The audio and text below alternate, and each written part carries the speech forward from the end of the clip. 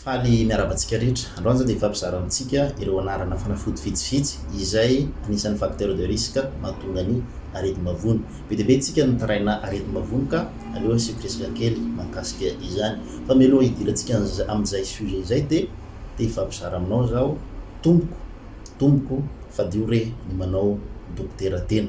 Rehefa marary ianao tongava mijery mpitsabo, tongava manatona tobim-pahasalamana fa fadio ny mandeha mividy fanafody dia mihinana fanafody satria itera-doza ho anao izany.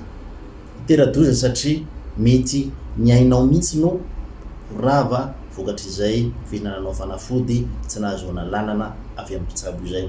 Raha toa moatra ny dose araka ny tokony misy ohatra ny fanafody mainty hohaninao dia lasa potika io vatanao, potika ny aty, potika ny rein ka efa raha mifahafatesana izany. Raha toa latsaka ny dose tokony misy ny fanafody hohaninao dia tsy ho sitrana ianao, izany hoe hitombo ny aretinao ka efa raha mifahafatesana ihany koa.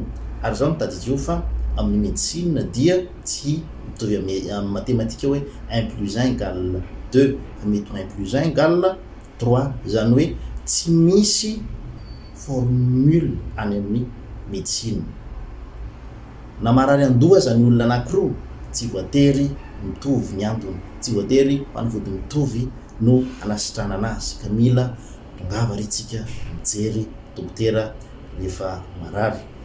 Tirako amin'izay ilay sujet-tsika teo hoe inona avy ireo fanafody izay mety hiteraka aretim-bavony izay, izany hoe mpiakatra ny acidité gastrique ny fihinanana azy.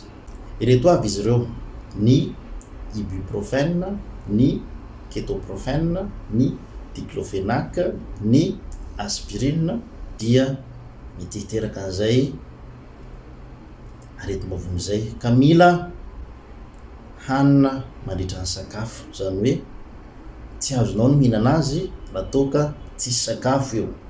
Raha sanatria ka tena tsisy sakafo moa zany eo nefa anao tsy maintsy hihinan'ilay fanafody dia mila misotro rano be anao, misotro rano ray vera ohatra, dia alaina faran'izay aingana sakafo satria loza ho an'ny vavony fihinanana azy.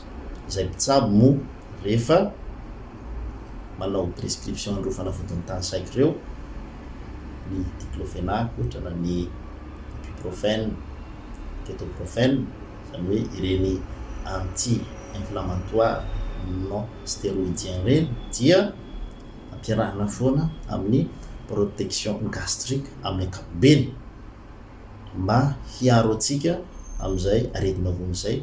Fa itsika izay manao dokotera tena dia tsy mahafantatra an'izany dia ny vavonitsika ihany koa no potika eo foana.